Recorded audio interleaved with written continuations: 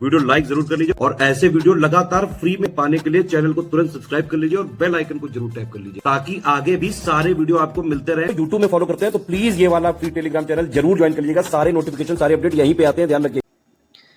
नमस्कार दोस्तों, स्वागत है आपका यूपीपीएससी ऑनलाइन कोचिंग के इस यूट्यूब चैनल पर। दोस्तों, आज की इस वीडियो में हम लोग यूपीपीसीएस प्री 2025 के लिए ज्योग्राफी की एक महत्वपूर्ण क्लास का डिस्कशन करेंगे, जिसमें विश्व का भूगोल इसका रिवीजन करेंगे। तो चलिए शुरू करते हैं आज के इस इंटरेस्टिंग क्लास को।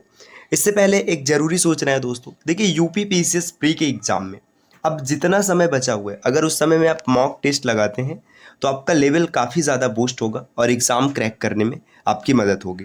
तो मॉक लगाने के लिए आप स्टडी फॉर सिविल सर्विसेज के 55 मॉक टेस्ट को फॉलो कर सकते हैं, जिसके लिए इनमें से किसी भी नंबर पर कॉल या फिर व्हाट्सएप कर आप कोर्स की जानकारी प्राप्त कर सकते हैं। ये ज्ञान सर का व्हाट्सएप नंबर है, आप यहाँ से व्हाट्सएप के माध्यम से भी जानकारी ले सकते हैं। चलिए अब बढ़ते हैं आगे अपने क्लास की ओर। देखिए, विश्व के भूगोल में सबसे पहले सौर मंडल और पृथ्वी के बारे में आपको समझना है।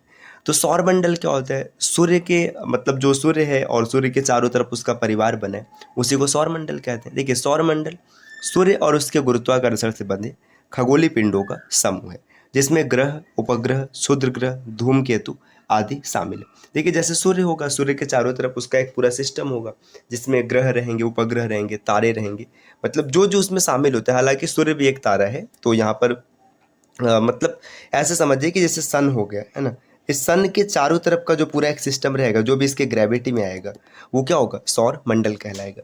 सौर मंडल का केंद्र कौन है? सूर्य है, जिसमें कि सौर मंडल का लगभग 99.86% द्रव्यमान केंद्रित है। मतलब पूरा सौर मंडल जो है वो सूर्य पर ही टिका है।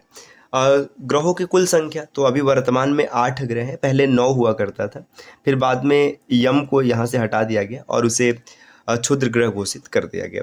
इसका मूल कारण है क्योंकि वो केपलर के गति संबंधित नियमों का पालन नहीं कर रहा था। देखिए, ग्रहों की कुल संख्या बुध, शुक्र, पृथ्वी, मंगल, बृहस्पति, शनि, अरुण, वरुण। अच्छा, जो 8 ग्रह है ना, ये सूर्य से दूरी के क्रम में रखे गए। जैसे सूर्य के सबसे नजदीक कौन है? बुध है, उसके बाद शुक्र है, पृथ्वी तीसरे नंबर पर है, मंगल है, सबसे दूर अभी वर्तमान में वरुण है। तो ये क्रम भी आप याद रख सकते हैं। ग्रहों के प्रकार की बात करें तो ग्रह 2 प्रकार के, स्थलीय ग्रह और गैसीय ग्रह। स्थलीय ग्रह का मतलब इसमें ठोस पदार्थ जैसे मिट्टी के जैसे गुण ज़्यादा है, और गैसीय ग्रह मतलब इसमें वो गुण कम है।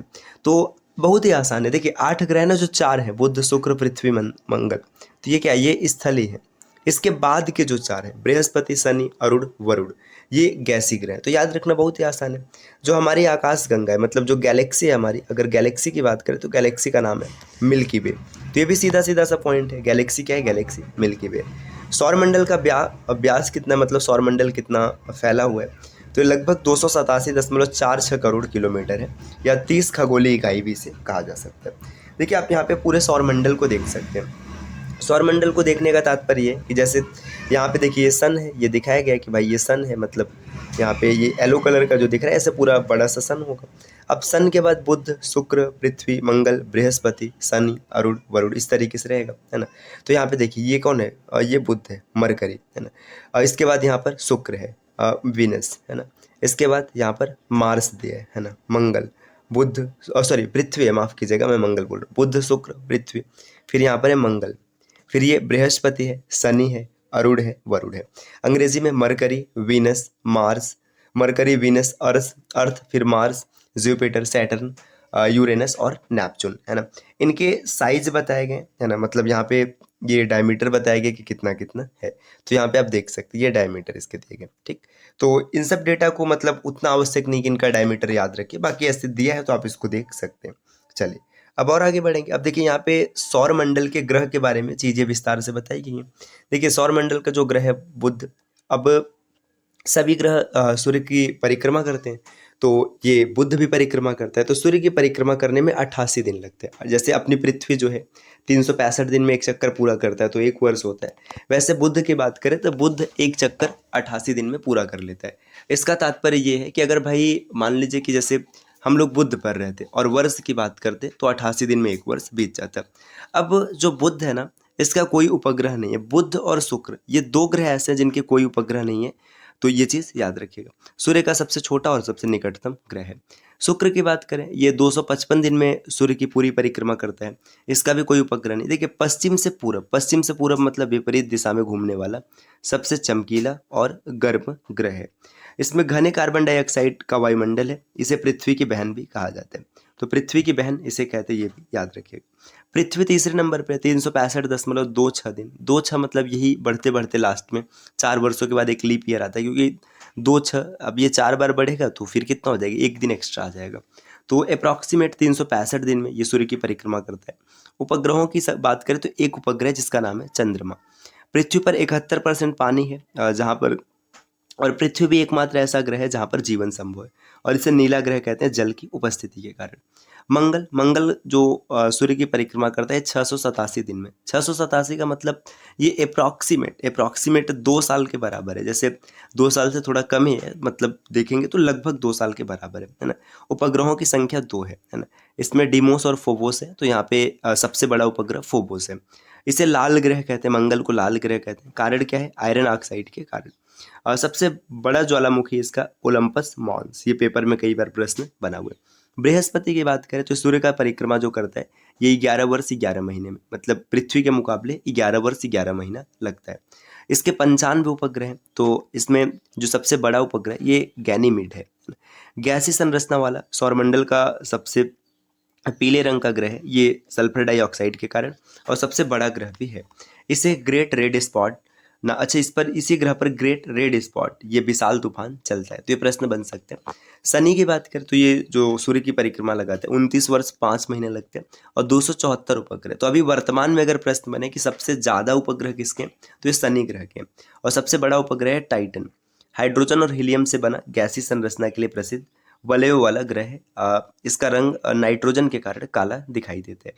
यूरेनस 84 वर्ष में चक्कर लगाता है। उपग्रह की संख्या है 27। टाइटेनिया सबसे बड़ा उपग्रह है। अच्छे से 98 डिग्री झुका हुआ हरा नीला ये ग्रह है मीथेन की उपस्थिति के कारण।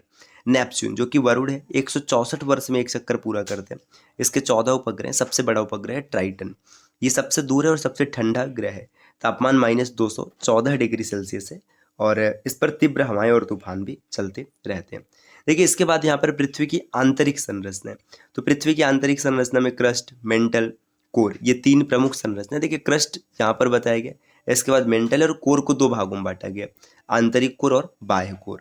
तो यहाँ पर विशेष तथ्यों को दिया गया, जैसे क्रस्ट की गहराई 0 से 35 है और मोटाई 5 से 70 है ना। घनत्व दिया गया, तापमान दिया गया। तो इसके बारे में हम लोग अगली क्लास में विस्तार से समझेंगे। क्लास को छोटा ही रखते हैं ताकि ये चीज़ें आसान हो और आसानी से आप तथ्यों को याद कर पाएँ। इस प्रकार के वीडियोस अगर आपको लगातार देखने तो आप चैनल को सब्सक्राइब कर सकते हैं। और दोस्तों, यूपी पीसीएस प्री या फिर अन्य एग्जाम की कंप्लीट प्रिपरेशन के लिए आप स्टडी फॉर सिविल सर्विसेज के पेड कोर्सेज को ज्वाइन कर सकते हैं, जिसके लिए आपको इनमें से किसी भी नंबर पर कॉल या फिर व्हाट्सएप कर कोर्स की जानकारी प्राप्त कर लेनी है। ये ज्ञान सर का व्हाट्सएप नंबर है, आप यहाँ से व्हाट्सएप के माध्यम से भी जानकारी ले सकते हैं। याद रखिएगा साथियों, अगर अंतिम दिनों में आप 55 टेस्ट लगाएंगे, जो स्टडी फॉर सिविल सर्विसेज का 55 टेस्ट है, अगर आप ये लगाते हैं तो आपका लेवल काफ़ी ज़्यादा बूस्ट हो जाएगा, और यूपी पीसीएस का जो प्री एग्ज़ाम है आप उसे आसानी से क्रैक कर पाएंगे। तो एग्ज़ाम को क्रैक करने के लिए आपको टेस्ट लगाना बहुत ही आवश्यक है। तो इनमें से किसी भी नंबर पर कॉल कीजिएगा, आप टेस्ट सीरीज प्राप्त कर पाएंगे। तो उम्मीद है कि क्लास आपके लिए फ़ायदेमंद होगी और पसंद भी आई होगी। अब मिलते हैं साथियों आपसे नेक्स्ट वीडियो में कुछ नए प्रश्नों के साथ, नए कॉन्सेप्ट के साथ। तब तक के लिए नमस्कार।